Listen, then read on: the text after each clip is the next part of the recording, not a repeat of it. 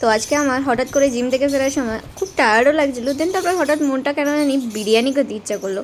বাইরে বিরিয়ানি কেন খাবো ভাই, সেই তো ওয়েট গেইন হয়ে যাবে ভাই। তার থেকে ভালো নিজের হাতে বাড়িতে বানিয়ে খেয়ে নেবো। তো চলো, দোকান থেকে সব সরঞ্জাম কেনাকাটা ডান, এখন আমি বাড়িতে চলে এসেছি। তো দেখতে থাকো ব্লগটা। বাটা পিঠে নিয়েছি আর আলুটাকে আগে থেকে কাটা ছিল, সেটাকে সেদ্ধ করতে বসিয়ে দিয়েছি। আর এখানে বেরেস্তার জন্য পেঁয়াজ কেটে নিচ্ছি খুব তাড়াতাড়িভাবে। আর এরপরে হচ্ছে আমি বানাবো, আজকে হচ্ছে বিরিয়ানি হবে, আর তার সাথে সাথে বানাবো হচ্ছে চিংড়ি মাছের ওই ভাপা টাইপের। আর এখানে চালের জলটা ফুটে গেছে, তো এখানে আমি চালটা সার্ভ করে দিয়ে দেবো। চলো দেখতে থাকো। এখানে দেন তারপরে পেঁয়াজটাকে ভেজে বেরেস্তা করে নেবো। আর এখানে একটু পেঁয়াজ কাটবো, কুচিয়ে নেওয়ার পরে এখানে আমি চিকেনটাকে তৈরি করে নেবো। চিকেন তৈরি করার জন্য পেঁয়াজটাকে ভেজে নিয়েছি। দেন তারপরে ওখানে একটু দুধ দিয়ে, তারপরে হচ্ছে আদা রসুনের পেস্ট, ধনের গুঁড়ো, জিরের গুঁড়ো দিয়ে একটুখানি ভালো করে নাড়িয়ে নিয়েছি। মশলাটাকে কষিয়ে নিয়েছি, তারপরে একটু দুধ দিয়েছি।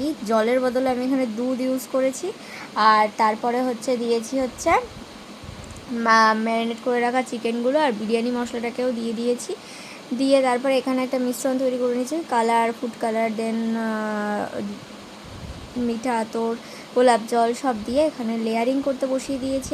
প্রথমে আলু, দেন তারপরে তোমরা তো সবাই জানোই কীরকমভাবে লেয়ার করতে হয়, তো সেটাই করেছি। দেন তারপরে এই লেয়ারিং করে নেওয়ার পরে দেন আমি চান করতে চলে গেছিলাম, কারণ অনেকটাই লেট হয়ে গেছিলো আর আমার অনেকটা খিদাও পেয়ে গেছিলো। তো দেন তার আগে বাসন মেজেছি, ভুলে গেছিলাম, বাসন মাজার পরে দেন তারপরে চান করতে গেছিলাম, চলে যাবো। দেন তারপরে তো এখানে সব কাজ কমপ্লিট হয়ে যাওয়ার পরে দেন তারপরে বিরিয়ানিটাকে একটুখানি সুন্দর করে লেয়ারিং করে কেটে নেওয়া হয়ে যাওয়ার পর। তো আজকের ভিডিওটা এটুখানি, আশা করছি ভালো লেগেছে। ভালো লাগলে লাইক করে দিও, শেয়ার করে দিও, চ্যানেলটিকে ফলো করতে ভুলো না।